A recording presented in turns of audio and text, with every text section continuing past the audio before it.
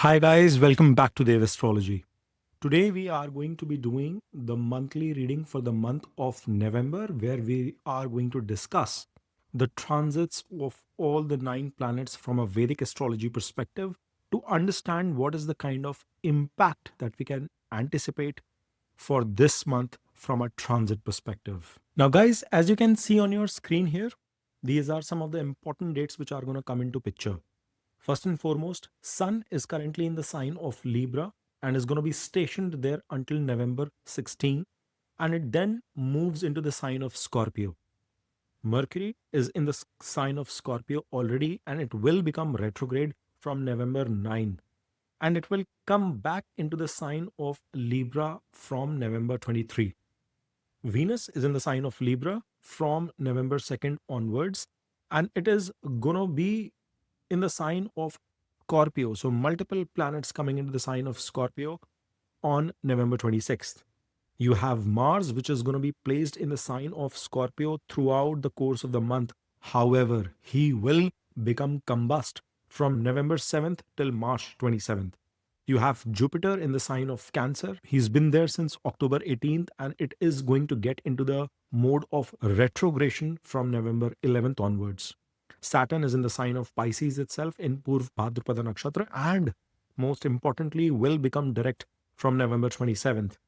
Rahu is in Purv Bhadrapada Nakshatra, again, that is of Jupiter, and is going to remain there throughout the course of the month in the sign of Aquarius itself, while Ketu is in Purv Falguni Nakshatra of Venus and is going to be stationed there throughout the course of the month in the sign of Leo itself.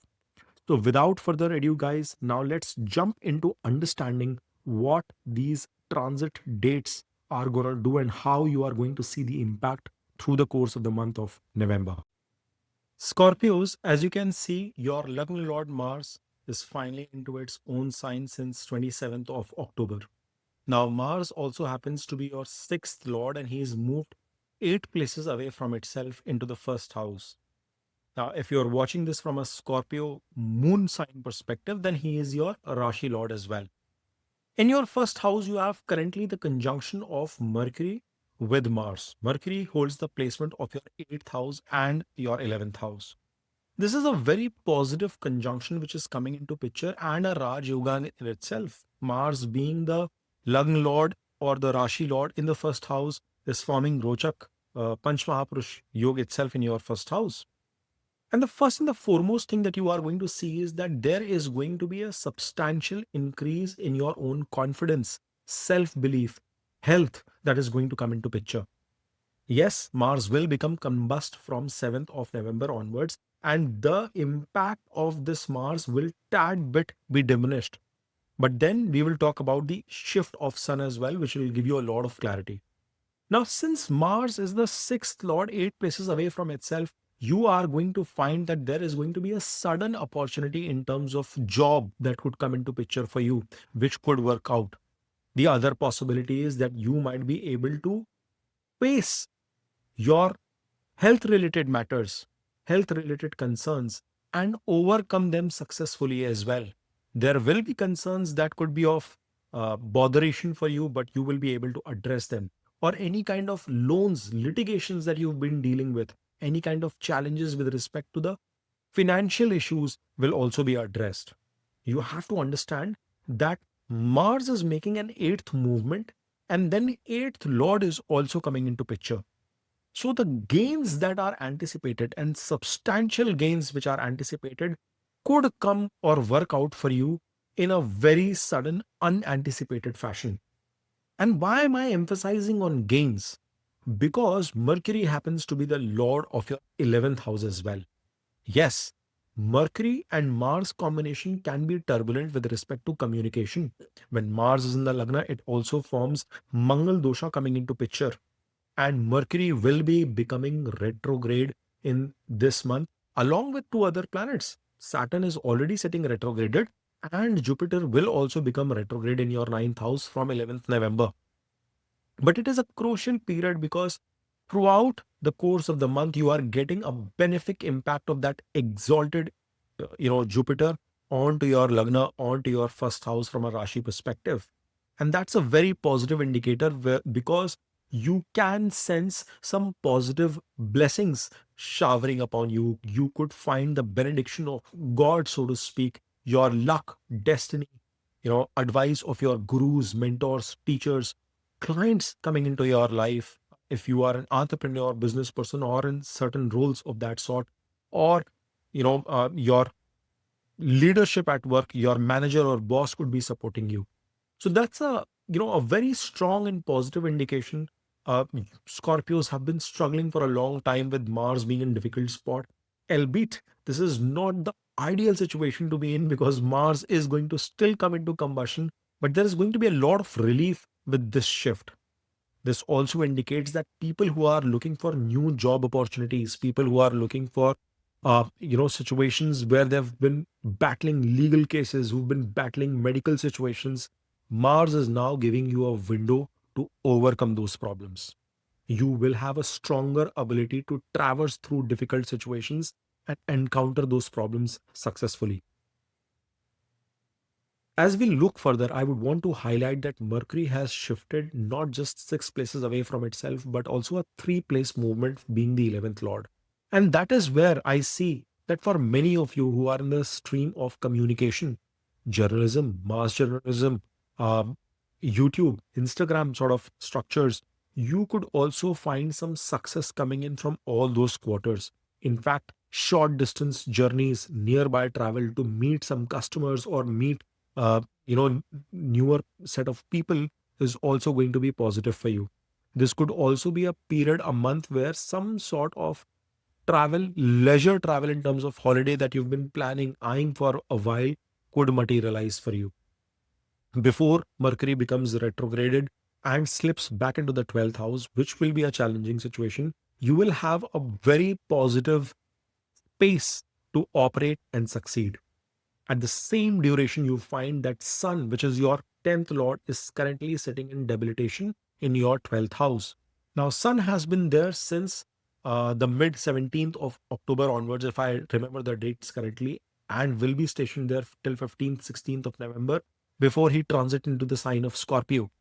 But whilst he was in conjunction till 26th, 27th of October with Mars, he was getting that Neej Bhang.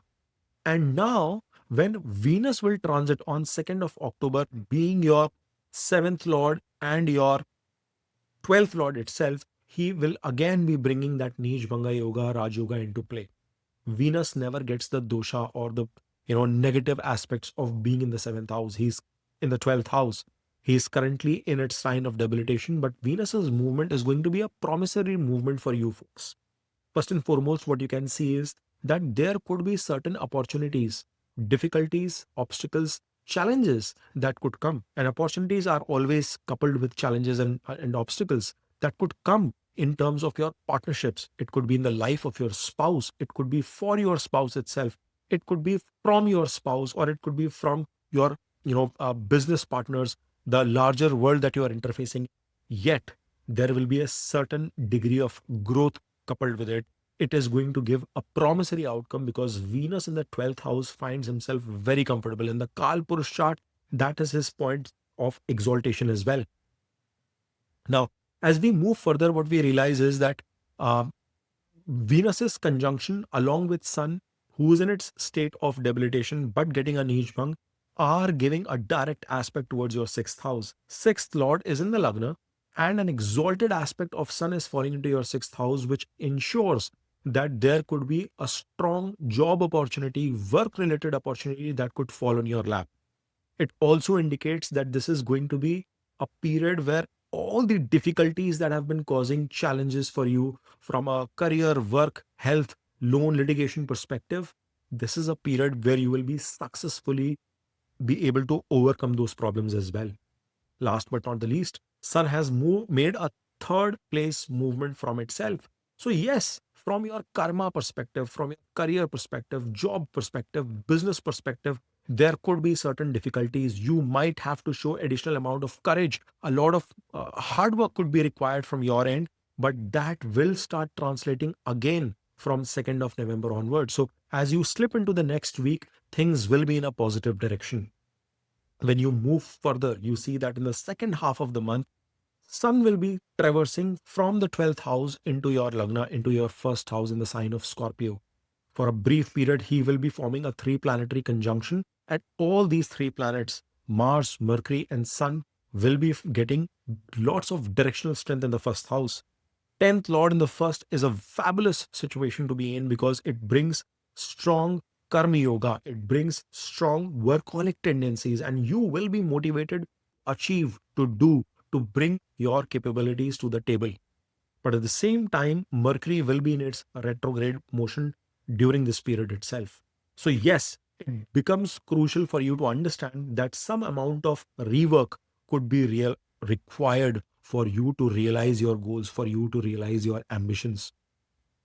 The other bit that you'll have to understand is that Venus will slip into the sign of Scorpio in the last week around 26th, whilst Mercury would have already shifted back into the sign of Libra in a retrograde fashion around 23rd of November.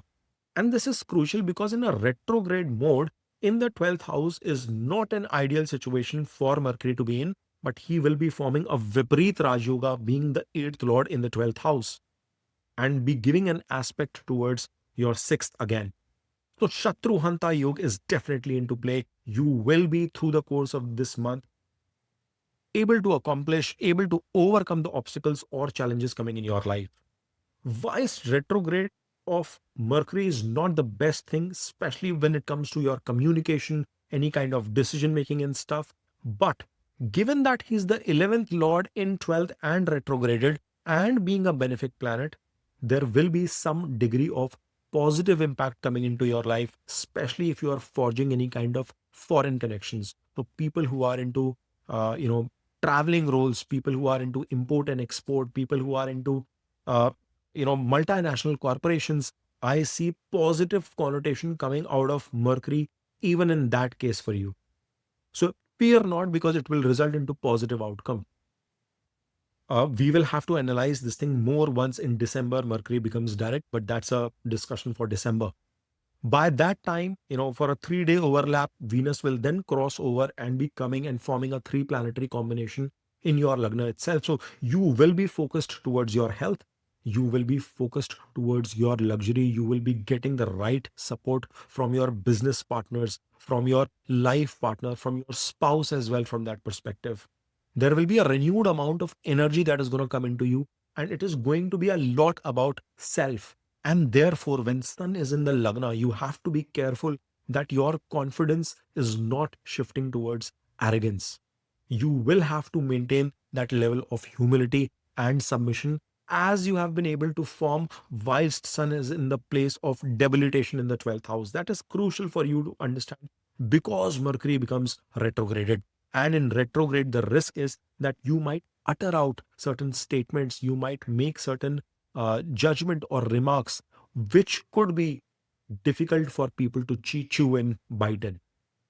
Through the course of this month, you will realize that 2 to 3 planets at any point in time are giving a direct aspect towards your seventh house. So, yes, there will be a lot of focus from your side towards your partners. You could be taking up measures to do activities to help your life partner, your business partner, or your business in itself.